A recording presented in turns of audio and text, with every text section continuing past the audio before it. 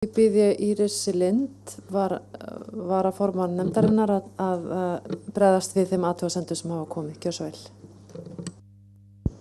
Takk fyrir athugasemdirnar og ábendingarnar sem hér komið fram. Enn og aftur vil ég þakka Pétri fyrir hans athugasemdir 3. grein kaflans, en ég áréttaði það sérstaklega í ræðunni minni og ætla nú svo sem ekki að tæpa efnislega á þeirri athugasemd, en ég ætla enn og aftur að flagga því sem ég hef áður sagt og því sem ég nefndi hér í upphafi ræðu að greinargerðin í vinnslu og henni þar verður tekið tillit til ýmissa athugasemda sem okkur hafa borist, og ég bendi einmitt á að ég ræddi þetta sérstaklega hér á göngunum meðan Pétur í dag og gerði honum grein fyrir því að sérstaklega yrði litið til þeirra athugasemda sem hafa komið fram frá honum.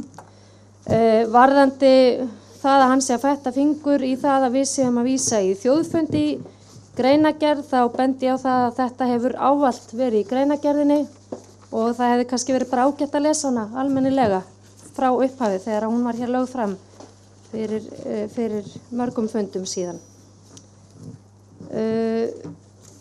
Varðandi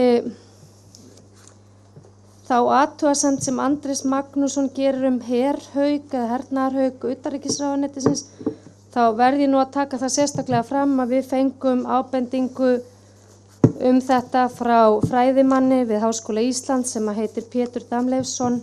Hann kennir þar herrétt í meistaranámi við háskólann í lögfræðinni og hefur ákveðna sérþekkingu á þessu sviði, og ég vísa því bara frá að þetta sé frá einhverjum herhauk. Hann einstaklega ljúfur og mikill friðarsinni að því ég þekki hann og held að honum myndi líka illa við að vera kallaður herhaukur.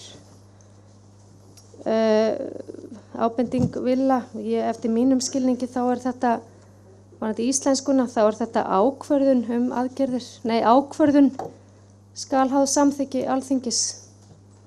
Það ekki hægt að taka ákvörðun nema Alþingi samþykki hana. Það því leyti til held ég þetta sé málfarslegi lagi, og þetta tekur líka mið af því hvernig þetta framsett í skýrslu stjórnlaganefndar. Það talað ákvörðun stuðning við stríð skal háð á samþykki Alþingis, þannig ég held að þetta eigi að standa málfarslega. En við fáum það bara okkar sérstaka málfarsráðunaut sem situr mér hér við hlið, Erling Sigurðarson, til að fara yfir það og blessa það, en við breytum því auðvitað ef því að skipta. En að öðru leyti bara kærar þakkir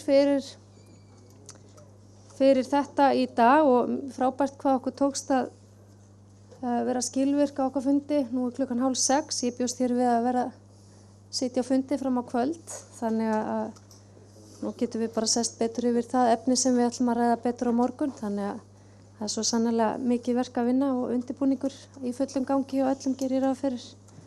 Þannig að ég þakka kærlega fyrir. Takk.